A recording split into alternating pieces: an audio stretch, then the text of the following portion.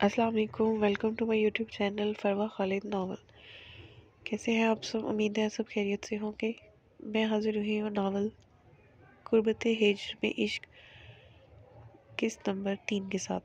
Novel شروع کرنے سے پہلے میرے چینل کو لائک کر دیں، سبسکرائب کر دیں اور شیئر کرنا نہ بھولیں۔ شروع کرتے ہیں ناول کی قسط نمبر 3۔ جب تمہیں اس عورت نے اذیت پہنچائی ہے جو تمہارے لیے حلال تھی، تو اس عورت سے تمہیں سکون کیسے ملے گا جو تمہارے لیے حرام ہے؟ پاگل مت بنو۔ اس والے سے سمجھاتے فون بند کر گیا تھا۔ کچھ دیر پہلے ایکسرسائز کرتے اس کا موڈ جو فریش ہوا تھا وہ پھر سے آف ہو چکا تھا۔ وہ ٹاول سے اپنا پسینہ خشک کرتے وہاں سے نکل آیا تھا۔ جب اسے آتے دیکھ اس کا ملازم شکور جلدی سے اس کے قریب آیا تھا۔ سر، ڈاکٹر آمنہ آئی ہوئی ہے، آپ سے ملنا چاہتی ہیں، ارجنٹ۔ یسوال اپنے روم کی جانب بڑھ رہا تھا جب شکور کی آواز پر اس نے اپنے قدم روک دیے تھے۔ میں نے تم سب لوگوں سے کیا کہا ہے کہ مجھے کسی سے بھی نہیں ملنا، پھر کیوں روک کر رکھا ہے ان کو؟ یسوال غصے سے پلٹتے بولا تھا جب اس کی نظر شکور کے سامنے پیچھے کھڑی ڈاکٹر آمنہ پر پڑی تھی۔ یسوال ٹھنڈی سانس بھر کر رہ گیا۔ آمنہ بیگم اس کی چھوٹی خالہ تھی جو اکثر اوقات اس سے ملنے آتی رہتی تھی۔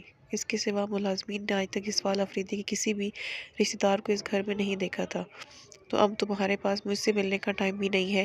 آمنہ بیگم نے کفی کا اظہار کرتے بھانجے کو گھورا تھا۔ ایسی کوئی بات نہیں ہے، اس وقت بہت زیادہ خراب موڈ میں ہوں اس لیے ایسا بولا۔ وہ اتنا بے مروت بھی نہیں تھا کہ سگی ماں کی طرح محبت کرنے والی خالہ کا دل توڑ دیتا۔ وہ ان کو اپنے بازو کے حصار میں لیے ڈرائنگ روم کی جانب بڑھ گیا تھا۔ مجھے تم سے ایک مدد چاہیے، اسی کی خاطر یہاں آئی ہوں میں یہاں، کیونکہ مجھے پوری امید ہے کہ تم مجھے کبھی انکار نہیں کرو گے۔ آمنہ بیگم نے نگاہیں اٹھا کر اپنے لاڈلے بھانجے کی جانب دیکھا تھا جو گرے کلر کے جم سوٹ میں ملوث ٹاول کو گردن میں ڈالے چوڑے کسرتی وجود کے ساتھ انہیں کسی چٹان کی مانند لگا تھا جو کسی بھی طوفان سے لڑ جانا بہت اچھے سے جانتا تھا۔ کوئی پرابلم ہے کیا؟ آپ بتائیں، میں اسے سالو کرنے کی پوری کوشش کروں گا۔ یسوال نے اپنے ہاتھ پر رکھا ان کا ہاتھ تھامتے کہا تھا۔ جب آمنہ بیگم نے نگاہیں جھکائے اسے ساری بات بتا دی تھی۔ کل جب تم مجھ سے ملنے آئے تھے، اس سے کچھ دیر پہلے اس لڑکی کو وہاں سے لے کر گئے تھے وہ لوگ۔ بہت شریف لڑکی لگ رہی تھی وہ، بہت غلط ہو رہا تھا بیچاری کے ساتھ۔ اس لڑکی کی حالت یاد کرتے آمنہ بیگم کی آنکھوں سے آنسو بہہ نکلے تھے۔ اگر وہ لڑکی اتنی ہی شریف تھی تو اس جگہ پہنچی کیسے؟ یہ سوال لاپرواہی سے بولا۔ اس اسٹوری میں سے خاص کوئی انٹرسٹ نہیں لگا تھا۔ وہ جانتا تھا کہ آمنہ بیگم کتنی رحم دل تھی، آرام سے کسی کی باتوں میں آ جاتی تھی۔ اس کو وہاں زبردستی لے جایا گیا ہے، اگر وہ غلط ہوتی تو خودکشی کرنے کی کوشش کیوں کرتی؟ آمنہ بیگم نے فوراً وضاحت دی تھی۔ آپ کیا چاہتی ہیں مجھ سے؟ یسوال نے شکور کے ہاتھ سے کافی کا مگ تھامتے ہوئے پوچھا تھا۔ تم اس کوٹھے پر جا کر اس لڑکی کو وہاں سے لے کر آؤ۔ آمنہ بیگم نے یہ بات اس طرح کہی تھی جیسے مارکیٹ سے کوئی اپنا فیوریٹ ڈریس لانے کو کہہ رہی ہو۔ یسوال کو ہونٹوں سے لگائی کڑوی کافی مزید کڑوی ہوتی محسوس ہوئی تھی۔ آج ہر کوئی اسے کوٹھے پر بھیجنے پر کیوں بضد تھا؟ آخر اس کی قسمت اس سے کیا چاہتی تھی؟ آپ جانتی بھی ہیں آپ مجھے کیا کرنے کو کہہ رہی ہیں؟ آپ چاہتی ہیں میں ایک کوٹھے پر جا کر وہاں کی ایک طوائف کو لے کر آؤں؟ ریئلی؟ اب یسوال خان افریدی یہ سب کرے گا؟ یسوال کے ماتھے پر شکنیں نمودار ہوئی تھی، جبکہ اس کے منہ سے لڑکی کے لیے طوائف لفظ سن کر آمنہ بیگم کا چہرہ غصے سے لال ہوا تھا۔ پلیز یسوال خان افریدی، اگر تم نے اس لڑکی کی مدد نہیں کرنی تو پلیز اس کے خلاف اس غلط الفاظ مت استعمال کرو۔ وہ طوائف نہیں، ایک شریف اور باکردار لڑکی ہے جو اپنی عزت بچانے کی خاطر اپنی زندگی ختم کرنے تک کو تیار ہو گئی تھی۔ آمنہ بیگم اس سے خفگی کا اظہار کرتے آنکھوں میں آنسو لیے وہاں سے اٹھی تھی۔ اچھا، آپ ناراض مت ہو، میں پولیس کو کال کر کے وہاں ریڈ کرواتا ہوں، وہ اس لڑکی کو بازیاب کروا لیں گے۔ یسوال ان کو ناراض ہو کر جاتے دیکھ موبائل نکالتے بولا تھا۔ میرے پاس بھی نمبر ہے پولیس کا، مگر تم یہ بات بہت اچھے سے جانتے ہو کہ اگر ایسے لوگوں کو پولیس کا ڈر ہوتا تو وہ آج یہ فحاشی کے اڈے نہ چلا رہے ہوتے۔ پولیس کو بتانا اس لڑکی کو مزید مشکل میں ڈال سکتا ہے۔ تم رہنے دو، میں خود ہی کچھ کر لوں گی۔ آمنہ بیگم اس سے شدید خفا ہو چکی تھی۔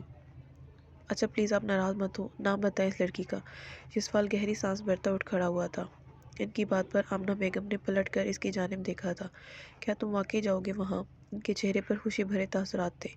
جانا پڑے گا اور کوئی چارہ نہیں ہے میرے پاس، یسوال نے سنجیدگی سے جواب دیا تھا، جس کے جواب میں آمنہ بیگم کچھ نہیں بولی تھی۔ ان کے لیے اتنا ہی کافی تھا کہ یسوال افریدی مدد کے لیے مان گیا تھا۔ اب اس لڑکی کا کوئی کچھ نہیں بگاڑ سکتا تھا۔ میرال نام ہے اس کا، انہوں نے فوراً جواب دیا تھا۔ کوئی تصویر ہے آپ کے پاس اس لڑکی کی؟ کیسے پہچانوں گا میں اسے؟ یسوال نے روم کی جانب جاتے پلٹ کر ان سے پوچھا تھا، جو خوشی خوشی اپنے گھر جانے لگی تھی۔ تصویر تو نہیں ہے میرے پاس، مگر وہ بہت ہی پیاری اور معصوم سی لڑکی ہے۔ وہاں کے طوائفوں کے بیچ اسے پہچان پانا مشکل نہیں ہوگا۔ آمنہ بیگم نے اس کے تیور دیکھ جلدی سے جواب دیا تھا، جس پر یسوال انہیں بس دیکھ کر رہ گیا تھا۔ کوئی نشانی؟ اب معصومیت کی بنا پر میں کسی لڑکی کو کیسے پہچان سکتا ہوں؟ یسوال اب اچھا خاصا زچ ہو چکا تھا۔ اگر سامنے کھڑی عورت اس کی سگی خالہ نہ ہوتی تو وہ کب کا انہیں صاف انکار کر چکا ہوتا۔ اس کے دائیں گال اور ٹھوڑی پر سیاہ تل ہے، کمر سے نیچے تک آتے سیاہ بال ہیں، نازک سی ہے۔ اس کے ہونٹوں کا کٹاؤ سب سے منفرد اور خوبصورت ہے، اور اس کی گلابی آنکھوں کا رنگ۔ آمنہ بیگم اپنی طرف سے اسے بہت ساری نشانیاں دے رہی تھیں جب یسوال نے ہاتھ اٹھا کر انہیں وہیں روک دیا تھا۔ ویل ڈن خالہ جان۔ وہ بہت طنزیہ نگاہوں سے گھورتا وہاں سے نکل گیا تھا۔ سومل کا موڈ بہت سخت آف تھا۔ امان شیرازی کے لیے اس کی نفرت دن بدن بڑھتی جا رہی تھی۔ جس شخص نے ہر جگہ اس کے نام کے اشتہار لگوا دیے تھے، حویلی میں بھی اس وقت عجیب سا ماحول قائم تھا۔ سب لوگ ہی اپنی اپنی جگہ پر پریشان تھے۔ وہ خان جن کی دہشت سے ان کا پورا علاقہ کانپ جاتا تھا، انہیں ایک شخص نے آگے لگا لیا تھا۔ سومل اندر کی گھٹن سے تنگ آ کر باہر نکل آئی تھی، جب اس کی ملازمہ بانو بھی اس کے ساتھ ہی تھی۔ اسے کبھی بھی اکیلا چھوڑنے کی اجازت نہیں تھی کسی کے پاس بھی۔ حویلی کے پچھلے حصے میں بہت ہی خوبصورت باغ بنایا گیا تھا، جہاں خوبصورت پھولوں کے ساتھ ساتھ پھلوں کے درخت بھی لگائے گئے تھے۔ سومل کو یہ بہت زیادہ پسند تھا۔ وہ جب بھی اداس یا غصہ ہوتی تھی تو یہاں آ جاتی تھی۔ اسے نیچر سے بہت زیادہ پیار تھا۔ اس وقت بھی وہ بانو کو باغ کی انٹرس پر کھڑی کرتی خود آگے بڑھ آئی تھی۔ پھولوں کی مہک اپنی سانسوں میں اتارتے وہ جھکی کھڑی تھی، جب اسے احساس ہوا تھا کہ شاید وہاں اس کے علاوہ کوئی اور بھی موجود ہے۔ پھول کو چھوڑ کر اس کے چاروں جانب دیکھا تھا، مگر بیلوں سے ڈھکے پھولوں اور درختوں کے بیچ اسے کوئی اور دکھائی نہیں دیا تھا، اور ویسے بھی اس باغ میں مالک کے سوا کسی کو بھی آنے کی اجازت نہیں تھی، تو پھر بھلا کیسے کوئی آ سکتا تھا؟ سومل اسے اپنا وہم سمجھتی سر جھٹک گئی تھی۔ تمہارے پھولوں سے زیادہ میرے پھول کی مہک ہے۔ سومل سیاہ گلاب کی کلی کھلی میں تھامے جھک کر خوشبو سونگھ رہی تھی، جب اسے اپنے کان کے قریب گمبھیر بھاری سرگوشی نما آواز سنائی دی تھی۔ سومل خوف کے مارے لمحے بھر کو ساکت ہوئی تھی، مگر اگلے لمحے وہ جھٹکے سے سیدھی ہوتی پلٹی تھی۔ خوف کے مارے اس کے ہاتھ سے وہ پھول کی کلی ٹوٹ کر زمین بوس ہو چکی تھی، مگر اسے دیکھنے پر اپنے پیچھے کوئی بھی انسان دکھائی نہیں دیا تھا۔ وہ ساری جگہ خالی پڑی تھی۔ بانو، بانو! سومل وہیں کھڑی کھڑی زور سے چلائی تھی۔ جی بی بی جی، کیا ہوا؟ آپ ٹھیک ہیں؟ بانو اس کے یوں چلانے پر حواس باختہ سے بھاگتی ہوئی اس کے قریب آئی تھی۔ یہاں کوئی تھا ابھی؟ گارڈز کو بلاؤ جلدی۔ سومل خان آفریدی سے بولنا محال ہوا تھا۔ کسی انجانے خوف سے اپنا چہرہ زرد پڑتا محسوس ہوا تھا۔ بی بی جی، یہاں تو کوئی بھی نہیں ہے، آپ کو کوئی غلط فہمی ہوئی ہوگی۔ بانو نے فوراً گارڈز کو بلوایا تھا۔ سومل کو تھام کر ایک جام میں کرسی پر بٹھاتے بانو نے اسے پانی پلایا تھا۔ ان کی بگڑی ہوئی نخریلی سی بیوی کی یہ حالت انہوں نے پہلے کبھی نہیں دیکھی تھی۔ امان شیرازی کے نام سے ہی خانوں کی یہ حالت ہوتے دیکھ اب تو ملازمین سمیت گاؤں کا ہر فرد امان شیرازی کو دیکھنے کے لیے خواہش مند تھے۔ سومل کا دل بہت بری طرح سے دھڑک رہا تھا۔ گارڈز نے باغ کو ایک ایک غصہ چھان مارا تھا، مگر وہاں کوئی بھی نہیں تھا۔ سومل گڑیا، یہاں کوئی بھی نہیں ہے، اور نہ کسی کی اتنی ہمت کہ وہ بغیر اجازت اس حویلی میں قدم رکھ سکے۔ آپ پریشان مت ہو، ریلیکس کرو، ورنہ اتنی ٹینشن لے کر تو آپ نے بیمار پڑ جانا ہے۔ جنید خان آفریدی بھی وہاں آ چکا تھا، اور اب اپنی لاڈلی بہن کی حالت دیکھ اسے پیار سے پچکارتا اپنے حصار میں لیے حویلی کی جانب بڑھ رہا تھا، مگر سومل کو اب بھی یہی محسوس ہو رہا تھا کہ جیسے وہ کسی کی نگاہوں کے حصار میں ہے، کوئی ہے جو اب بھی اسے گھور رہا ہے۔ سومل نے چاروں جانب نگاہیں دوڑائی تھیں، مگر تمام گارڈز نگاہیں جھکائے اپنے اپنے کام میں مصروف تھے۔ کوئی اس کی جانب نہیں دیکھ رہا تھا، اور نہ ہی انہیں سومل خان آفریدی کی جانب نگاہ اٹھا کر دیکھنے کی اجازت تھی۔ عباس خان آفریدی کے 5 بیٹے اور ایک بیٹی تھی۔ عباس خان نے اپنی پہلی شادی اپنے والدین کی رضامندی سے شاہین بیگم سے کی تھی، مگر وہ ان کے پہلے بیٹے کی پیدائش پر ہی انہیں چھوڑ کر رخصت ہو گئی تھیں۔ ان کا سب سے بڑا بیٹا یسوال خان آفریدی تھا، جس کی کبھی بھی اپنے باپ سے نہیں بن پائی تھی۔ عباس خان آفریدی نے شاہین بیگم کی وفات کے بعد دوسری شادی ناہید بیگم سے کی تھی، جو ایک بہت ہی سلجھی ہوئی اچھی خاتون تھی۔ ان کی جانب سے عباس خان آفریدی کے 4 بیٹے اور ایک بیٹی سومل تھی۔ جنید، عدنان، فیصل اور سومل، اور سب سے چھوٹا حماد، سبھی حویلی میں رہتے تھے سوائے یسوال خان آفریدی کے۔ یسوال الگ مزاج کا انسان تھا۔ اسے حویلی اور وہاں کے مزاروں کے ساتھ ہوتا سلوک بالکل بھی پسند نہیں تھا۔ وہ چاہتا تھا کہ ہر انسان کو اس کے حصے کی آزادی دی جائے۔ عباس خان آفریدی کے بعد اس گدی کا جانشین وہ تھا، مگر اس نے صاف انکار کر دیا تھا۔ وہ ایسا کوئی عہدہ معاہدہ نہیں چاہتا تھا جو اس کے اصولوں کے خلاف ہو۔ عباس خان آفریدی کی ضد کرنے پر انہیں صاف بول دیا تھا کہ نہ اگر اسے یہ گدی سونپی گئی تو وہ سب پر اپنی اصول اور روایات لاگو کرے گا، جو عباس خان آفریدی کو کسی طور پر گوارا نہیں تھا۔ ان کی یسوال سے ہمیشہ کسی نہ کسی بات پر ان بن چلتی رہتی تھی۔ یسوال خان آفریدی کسی سے دبنے یا کسی کے کہنے میں آنے والا نہیں تھا۔ وہ شروع سے ایک باغی انسان تھا، جس کی وجہ سے اس کی کبھی اپنے خاندان والوں سے نہیں بن پائی تھی۔ اس کے سب چھوٹے بہن بھائی اس کی بہت عزت اور اسے بے پناہ محبت کرتے تھے۔ ناہید بیگم نے بھی ہمیشہ اسے اپنی اولاد سے بڑھ کر چاہا تھا۔ وہ سب یہی چاہتے تھے کہ یسوال ان کے ساتھ رہے، مگر یسوال خان آفریدی اپنے باپ کے قائم کردہ فرسودہ نظام کے سخت خلاف تھا۔ یسوال کی منگنی اپنی چچا زاد کزن سے ہو رکھی تھی بچپن میں، جس سے شادی کرنے سے یسوال نے صاف صاف انکار کر دیا تھا، کیونکہ وہ فائقہ سے شادی کرنا چاہتا تھا۔ جس کے بعد یسوال اور عباس خان آفریدی کے بیچ مسائل زیادہ بڑھ گئے تھے اور یسوال نے حویلی جانا بالکل چھوڑ دیا تھا۔ اس نے ابراڈ سے تعلیم حاصل کرنے کے بعد شہر میں اپنی الگ دنیا بسا لی تھی۔ اس نے اپنے بابا سے 1 روپیہ بھی نہیں لیا تھا، خود اپنی دن رات کی محنت سے اپنا بزنس کھڑا کیا تھا، مگر وہاں بھی وہ زیادہ وقت خوش نہیں رہ پایا تھا۔ جس لڑکی کی خاطر وہ اپنے باپ تک سے لڑ گیا تھا، اس لڑکی نے اسے اس برے وقت میں چھوڑ دیا تھا۔ یسوال نے اپنی ذہانت اور محنت سے اپنی کمپنی کو سب سے ٹاپ پر پہنچا دیا تھا۔ اس وقت سب لوگ اس کی تعریفیں کرتے نہیں تھکتے تھے، ہر جگہ اس کے نام کا دم بھرا جاتا تھا، مگر اچانک نہ جانے سے کس کی نظر لگی تھی کہ مارکیٹ میں اس کے شیئرز گرنے لگے تھے۔ اس کی کمپنی ٹاپ 3 سے ٹاپ 10 میں آ گئی تھی۔ ان دنوں جب وہ شدید ڈپریشن میں تھا، اسے سہارا دینے کے بجائے اس کی بہترین دوست اور اس کی محبت فائقہ نے اس کا ساتھ دینے کے بجائے اس کے ایٹیٹیوڈ اور اس کی نہ جانے کون سی باتوں کو اس کی برائیاں پیش کرتے اسے اپنی منگنی توڑ دی تھی۔ یہ بات سچ تھی کہ یسوال خان آفریدی کے ساتھ رہنا آسان نہیں تھا۔ وہ ہمیشہ ہاسٹلز میں رہا تھا، بہت کم وقت اس نے فیملی کے ساتھ حویلی میں گزارا تھا، جس کی وجہ سے اس کی شخصیت میں بہت سارے خلا رہ گئے تھے۔ وہ اپنی مرضی کے آگے کسی کی نہیں سنتا تھا۔ اپنے سے جڑے رشتوں پر دھوس جمانا اور اپنے مطابق چلانے کی عادت تھی اسے۔ اس کے مطابق جو وہ کہتا تھا وہی ٹھیک تھا۔ وہ چاہتا تھا دوسرے ہمیشہ اس کی ہی سنیں اور مانیں بھی۔ وہ بہت بوسی نیچر کا مالک انسان تھا، جو ہر شے کو اپنے مطابق چلانا چاہتا تھا، جس کے لیے کسی کے آگے بھی جھکنا ناممکن ترین بات تھی۔ وہ ٹوٹ سکتا تھا مگر جھکنا نہیں سیکھا تھا۔ یسوال خان آفریدی میں ضد، انا، غرور، گھمنڈ اور بے حسی کوٹ کوٹ کر بھری ہوئی تھی۔ اس شخص کے ساتھ رہنا بہت مشکل کام تھا، یہ بات یسوال خان آفریدی بھی جانتا تھا، مگر فائقہ اس کے بارے میں یہ سب جانتے ہوئے اس کے قریب آئی تھی۔ اس سے اپنی محبت کا اظہار بھی فائقہ نے خود ہی کیا تھا، مگر پھر اس کا اچانک یوں چھوڑ کر چلے جانا، اور وہ بھی اتنے برے وقت میں، جاتے فائقہ اس کی کمپنی کا مزید نقصان کر گئی تھی۔ وہ اس کی کمپنی کے عنقریب ملنے والے اہم پروجیکٹ ہتھیار چکی تھی، یسوال کی محنت کو چوری کر کے اپنے فائدے کے لیے استعمال کر رہی تھی، جس کے بعد یسوال کی کمپنی کا بالکل ہی دیوالیہ نکل گیا تھا۔ اس نے فائقہ پر اندھا اعتماد کیا تھا، کیونکہ اس نے کبھی نہیں سوچا تھا کہ یہ لڑکی اس سے اس طرح دھوکہ دے گی، مگر اسی لڑکی نے اسے منہ کے بل گرنے پر مجبور کیا تھا۔ ابھی بھی فائقہ کا یہی کہنا تھا کہ وہ یسوال سے بہت محبت کرتی ہے اور صرف اسے احساس دلانے کے لیے اسے چھوڑ کر آئی ہے، تاکہ اس کی جانب سے ملنے والے اس جھٹکے کے بعد یسوال خان آفریدی ہوش میں آ کر خود کو ٹھیک کر سکے۔ اس کی یہ لاجک اسامہ کے تھرو یسوال تک پہنچی تھی، جس پر وہ زخمی انداز میں ہنس دیا تھا۔ بتا دینا اسے کہ یسوال خان آفریدی کے پاس اب تم کبھی لوٹ کر نہیں آنے والی، کیونکہ وہ ایک بہت غریب انسان بن چکا ہے، اس کے پاس اب کوئی اسٹیٹس نہیں ہے، اور فائقہ احمد مجھ جیسے غریب انسان کے پاس کبھی لوٹ کر نہیں آئے گی۔ اسے کہو اپنی یہ محبت کسی اور پر قربان کر دے، مجھے ایسی کنوینئنس اور مطلب کی محبت نہیں چاہیے۔ یسوال کا یہ جواب سن کر اسامہ بہت خوش ہوا تھا۔